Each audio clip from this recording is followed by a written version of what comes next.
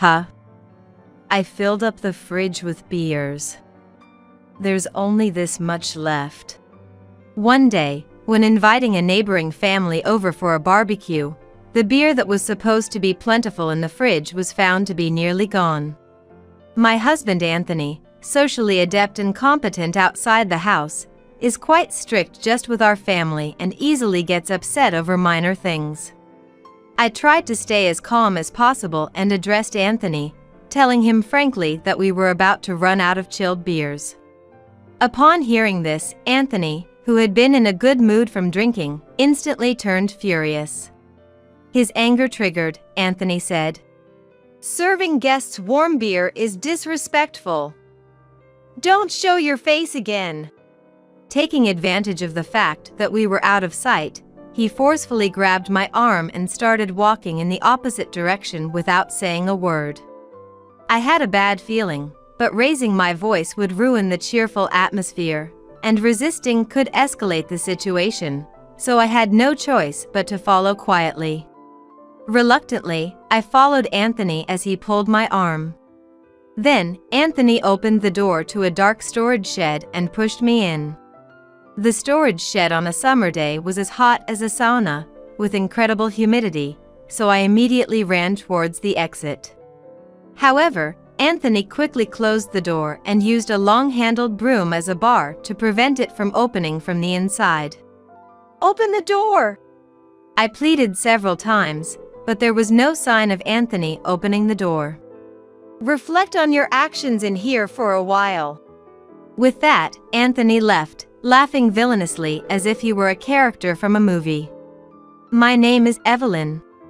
I live with my husband, who is a sales manager at a major real estate company, and our 20-year-old daughter.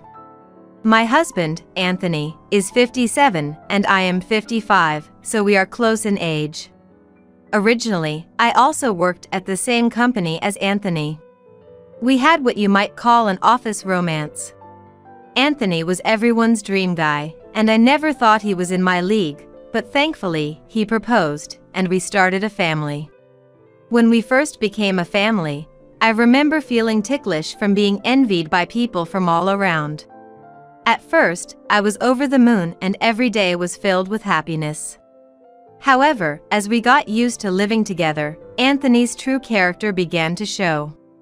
Our daughter, Nora, graduated high school and is now attending a fashion college, commuting by train early every morning. Seeing her study what she loves, looking lively and happy, makes me look forward to her future. That's why, for the sake of my daughter, I prioritized living a peaceful life day by day. Our family lives in an area where many families from the same company or related companies reside, thanks to the housing allowance from the company, which means we have many acquaintances around. In times of trouble, it's great that we can quickly help each other out, but for better or worse, news travels fast. Our family, in particular, gets along well with Dylan's family, who live 2 doors down and are colleagues of my husband. Like us, they are a family of 3, and their daughter, Stella, being the same age as Nora, has been close friends with her since childhood. Dylan, the husband, is always polite and never fails to greet us during routine activities like taking out the trash.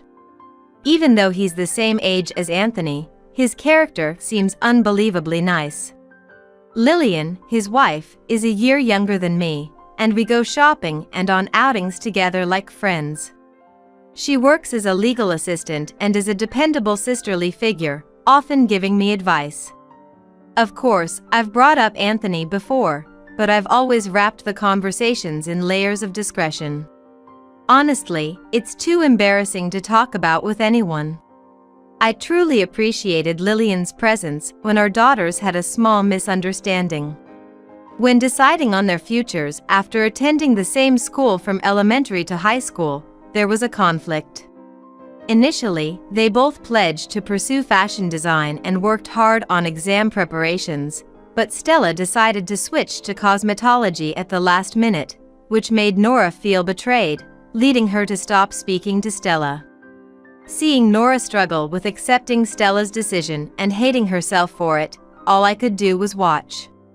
Lillian facilitated a discussion that allowed both girls to fully express their feelings, resolving the discord. Her calm mediation, listening, and ensuring things didn't get too heated, was truly memorable, almost as if counseling was her calling. Even though their paths diverged, respecting each other's dreams might have deepened their friendship. Stella, like Nora, commutes to school early in the morning by train and seems very busy. Occasionally, when their departure times align, they ride their bikes together to the nearest station, making me grateful to Lillian for preventing their friendship from souring. As a result, they are both aiming for similar jobs, so we, as mothers, are secretly hoping that one day they will work together. It's just a fantasy between the two of their mothers, kept secret from them. Aside from Dylan's family, we only greet other company-related families, so I'm not fully aware of how many live nearby. Having a good relationship with Lillian satisfies my social needs. However, there are several events a year that I can't say that about. Where Anthony invites his company-related neighbors for a barbecue or tea time. Due to his role as a sales manager, Anthony often leads the gatherings, usually at our home. Anthony's vanity and impatience mean I constantly have to be on my toes, which is exhausting, but it's become a tradition we can't easily stop. Last year, when we held a simple party in the winter to celebrate the new year, we had to open our home to cook and entertain, which left us feeling quite tired both physically and mentally.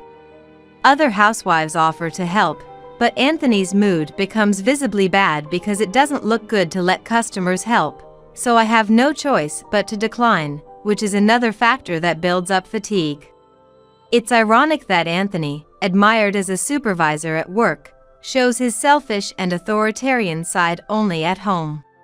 And now, with a barbecue planned for the end of May, I'm dreading the workload and the heat. The guests bringing their own drinks and food that would be shared would definitely lighten my load, and Lillian suggested it once, but Anthony, wanting to show off, wouldn't hear of it. I've learned it's easier to keep the peace and not upset Anthony by objecting, so I stay quiet. It's just a few days of hardship, after all. The barbecue is quickly approaching. Anthony has tasked me with ensuring everything is prepared perfectly, but perfect is daunting.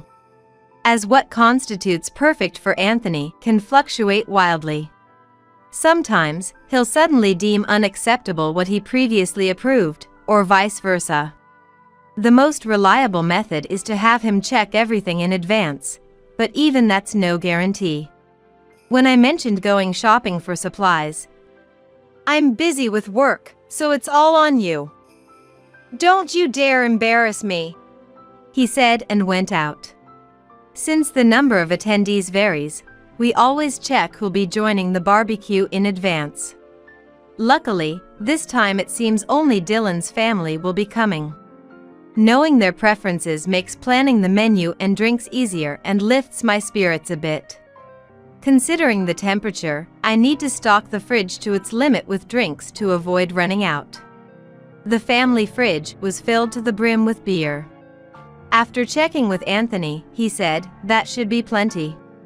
Just to be safe, I also prepared some at room temperature, anticipating we might run out due to the forecasted heat. Since it's forecast to be hot, we might run out, so it would be perfect. On the day, I started preparing the main ingredients for the barbecue. Having cut everything into bite-sized pieces the night before, all that was left was to arrange them on plates. With the temperature expected to rise to summery levels, I made sure the air conditioning was on so everyone could cool off inside. Just as I was about to finish the preparations, the doorbell rang. Could that be Stella and her family? I'll go greet them. Please do. When Nora went to the entrance, she found Lillian, Dylan, and Stella, all smiles and decked out in sun protection gear, hats, and arm covers. A bit later, when Anthony made his way to the entrance and Dylan noticed him, he bowed his head politely. Thank you for having us. Anthony also smiled contentedly.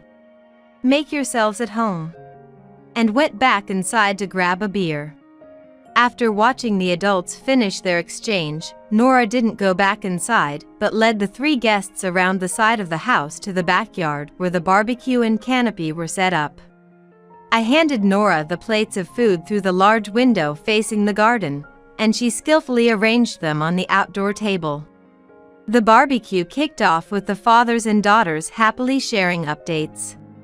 Anthony and Dylan talked about company performance and sales results of their teams, occasionally mixing in jokes as they conversed earnestly. Nora and Stella were excitedly discussing the latest makeup techniques and recommending cosmetics to each other. While grilling meat and vegetables, I caught up with Lillian, who was enjoying her beer next to me. "Did you hear? The house around the corner just got a cat." "Really? A cat, huh? Nice." We chatted about trivial matters while serving the cooked food onto everyone's plates. When Stella said, "Auntie, no eggplant for me, please," Lillian promptly responded, "Don't be picky, eat everything." Ah. Seeing Stella reluctantly try the eggplant made Nora laugh. I thought this barbecue, being among close friends, would be a pleasant time.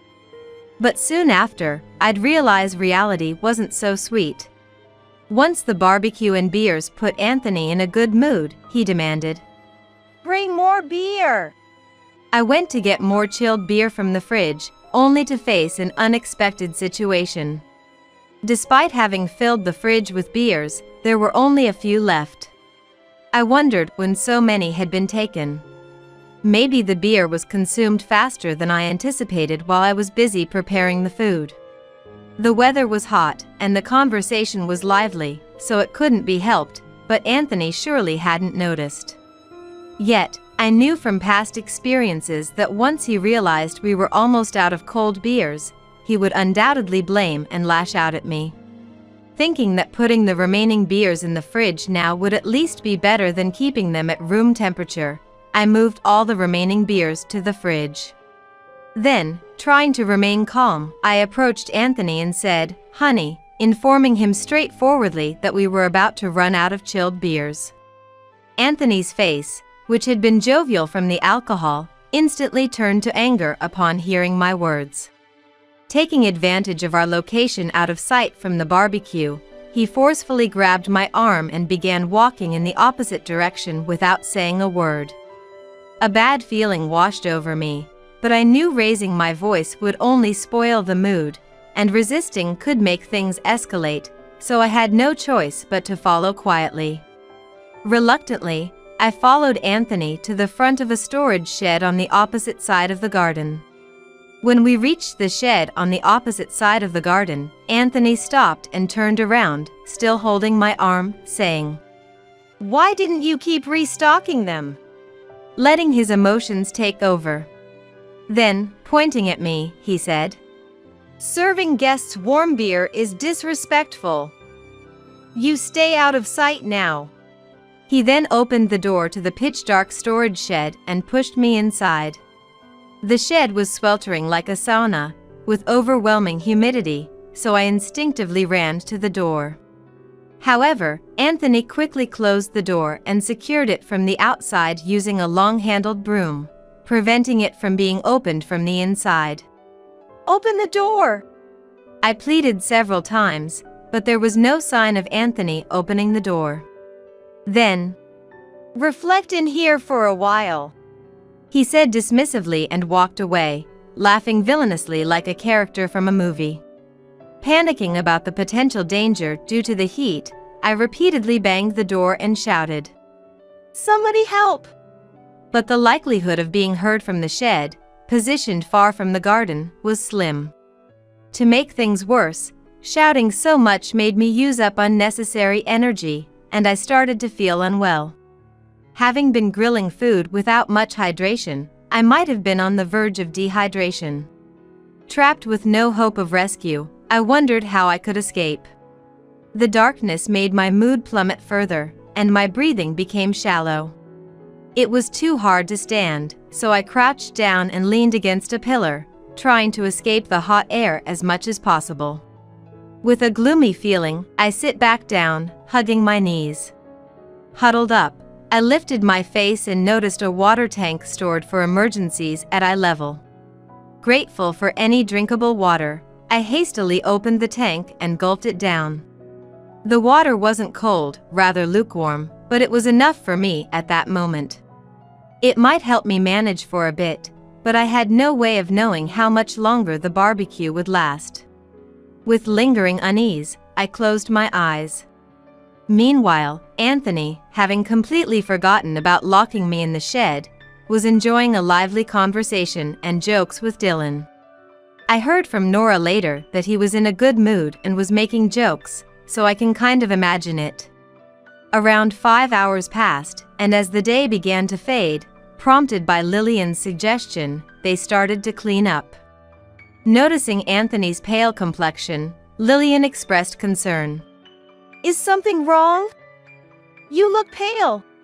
To which Anthony replied, "It's nothing," with a strained smile and quickly walked away from the garden. By then, Anthony must have been overwhelmed with thoughts of me locked in the shed. Intending only a short lesson but realizing hours had passed. Fearing the repercussions of his actions, he hurried to the shed.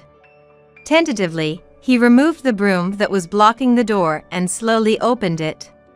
But upon fully opening the door, he found no sign of me. Puzzled and concerned, Anthony switched on the light, only to see an unfamiliar woman standing with her back to him.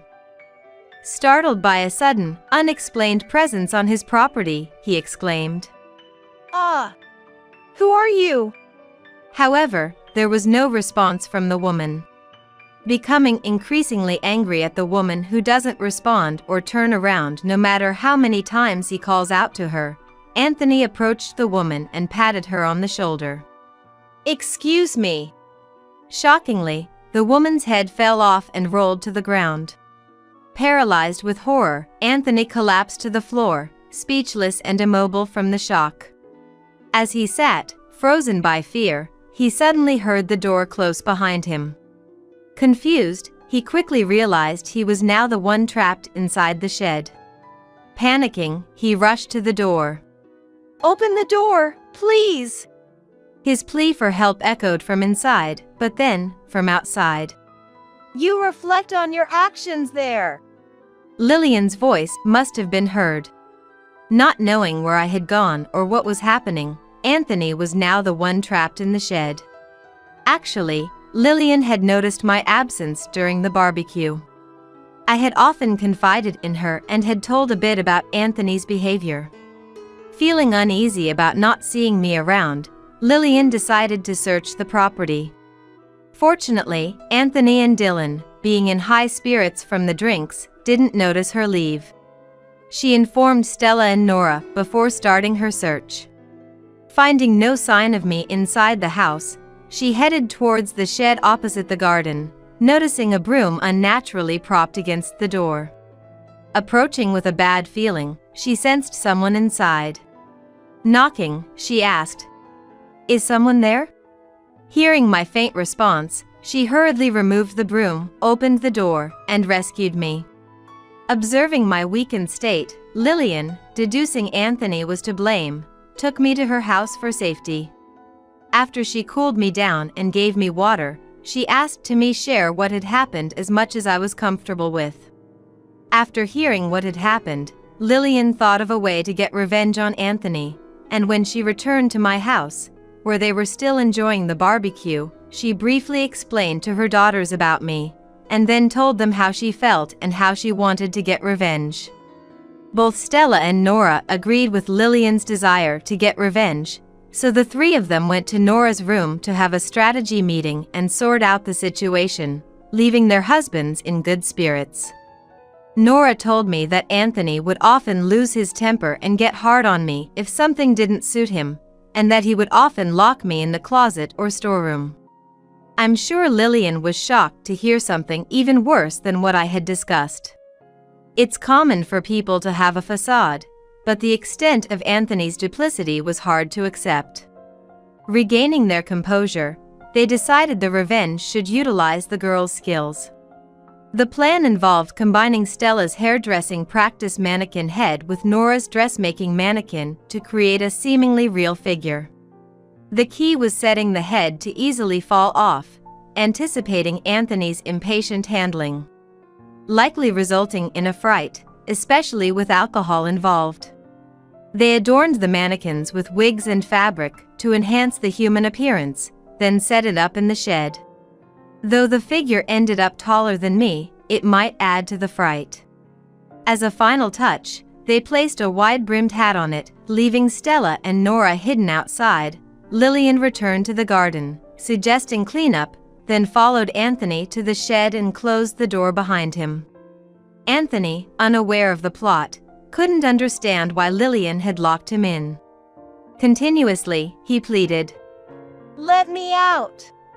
Lillian returned to her house, brought me along, and asked Dylan to join us in front of the shed, gathering everyone. She then informed Anthony that she was aware of how he had treated me, and demanded he apologize in front of everyone. Furthermore, she stated that until he confessed to all the unjust treatment he had subjected me to, he wouldn't be allowed out. Reluctantly, Anthony began to confess his outdated, authoritarian behavior as a husband, which surprised Dylan the most. It was hard for Dylan to believe that Anthony, who was perfect at work and liked by everyone, could be oppressive and lash out at home. Dylan stood agape, speechless. After Anthony finished his confession, Lillian made eye contact with me and then opened the door. Anthony, drenched in sweat, stumbled out, "I'm sorry," and bowed his head to me, apologizing. However, the looks from those around him were icy. Even Dylan wore an expression of disappointment. Looking down at Anthony, he said, "I had misjudged you." And he left. Stella also expressed her disdain. Uncle, you're the worst. Leaving Anthony unable to lift his head. Nora and I could only watch the entire scene unfold with indescribable expressions. Having never seen Anthony bow to anyone, I was predominantly bewildered. Lillian, as if to add insult to injury, suggested, "Maybe I should call your company about this." Anthony, panicked, quickly looked up and pleaded, "Please, anything but that." Seeing Anthony genuinely remorseful made me feel sorry for him. "Let's leave it at that," I said to Lillian and started walking to the garden to clean up. This signaled everyone to resume their cleanup tasks. That night, the three of us gathered around the table to talk. I filled the glasses we always use with water and handed one to each before sitting across from Anthony. "Go ahead," I prompted him to speak with a look. Anthony, still hanging his head in shame from displaying such a pitiable state in front of everyone, remained silent initially. After taking a sip of water, he spoke feebly. "Please don't tell the company. I'm up for a promotion. I'll give you the house, and you can do whatever you want with the rest. Please." I wasn't ready and couldn't reply. I was a little shocked that he could abandon his relationship with us so easily. After Anthony said those words, he wandered off somewhere with his head down. Now that Nora and I are alone in the house, I notice that my heart feels lighter. Although worried about where Anthony had gone, the relief of not sharing the same space with him was more profound. Nora, who had been quietly listening, noticed my eased tension and softened expression. "Mom." She looked straight into my eyes and said, "You've been putting up with this all this time, haven't you? I'm already 20, you don't have to anymore. I just want you to stop living a life of endurance." Perhaps Nora found it painful to watch me simply endure. Fearful of Anthony's anger being redirected towards her if she spoke up, I had remained silent, doing my best to bear it. Considering this, I felt both shameful as a mother and deeply touched by Nora's concern. I decided to divorce Anthony and continue living in the house with Nora. The next day, after seeing Nora off, I headed to the law office where Lillian works. Surprised by my prompt action, Lillian smiled understandingly when I explained Nora's encouragement. The lawyer at the office agreed to handle the paperwork and other practical matters after I shared what Anthony had said and our feelings. I intended not to escalate the situation, agreeing not to disclose Anthony's actions to his company as he requested, aiming for a settlement in the divorce that would include compensation and the house. After calling Anthony to discuss the divorce, he agreed without objection, allowing us to settle the divorce amicably. Now, the divorce is finalized, and thanks to the compensation and the house from Anthony, my immediate living situation is secure. However, supporting our life going forward is challenging, so I decided to start working in real estate administration, a field suggested by Lillian. I don't think it will be a problem since I was in an office job when I was working as a company employee. Seeing Nora's smile become more frequent certainly makes me grateful for Lillian, who provided the push I needed at that crucial moment. Being freed from a life of enduring Anthony's anger has truly been a blessing. While I haven't been too concerned about what became of Anthony, rumors have quietly circulated in our gossip-loving community about his lost promotion and subsequent dismissal. Whether true or not, we've kept out of it, especially since we never reported his actions at home to his company. Anyway, today I have an appointment to go out to afternoon tea with Lillian for the first time in a while, so I'm busy getting dressed up. When Anthony was around, I tried to only wear clothes that I didn't mind getting dirty, so it's been a while since I've dressed up as much as I want. Excited, I head to the cafe where Lillian and I agreed to meet. The cafe, buzzing with a diverse clientele, boasts a lively interior adorned with fresh flowers. Meeting up, Lillian and I chose a breezy terrace seat and ordered from the stylish menu. Opting to share a cake set and selecting Earl Grey and Darjeeling teas, we chatted away until our order arrived. Lillian then shared something new. Did you hear? She began, recounting a story she'd heard from Dylan about Anthony's fate. It seems a company junior had unwittingly spread the word about Anthony's public apology on the day of the barbecue, catching the ear of the president. Known for valuing family, the infuriated president decided that no matter how competent, an employee who neglects their family doesn't belong in the company, leading to Anthony's dismissal. Lillian squinted her eyes a little and put her hand over her mouth, laughing. We kept our promise, yet look what happened. Thinking that divine punishment really does exist, I laughed. Truly, walls have ears. And took a sip of my tea, smiling with Lillian.